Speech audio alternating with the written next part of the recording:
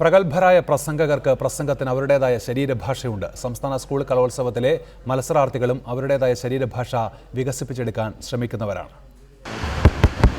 ഇനി തുടങ്ങാം.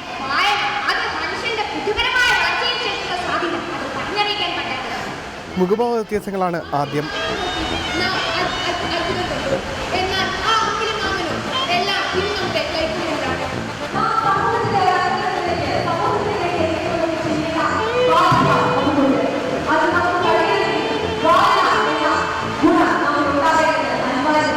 ഇനി അംഗചലനങ്ങൾ.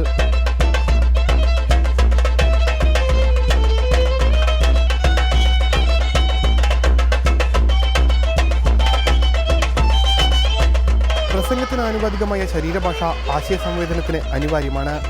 എന്നാൽ അധികമാകരുതെന്ന് മാത്രം.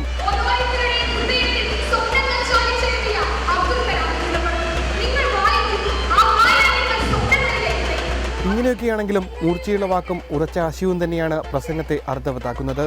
ക്യാമറാമാൻ കാജ ഹുസൈനൊപ്പം ഉമേഷ് ബാലകൃഷ്ണൻ, റിപ്പോർട്ടർ, തിരുവനന്തപുരം.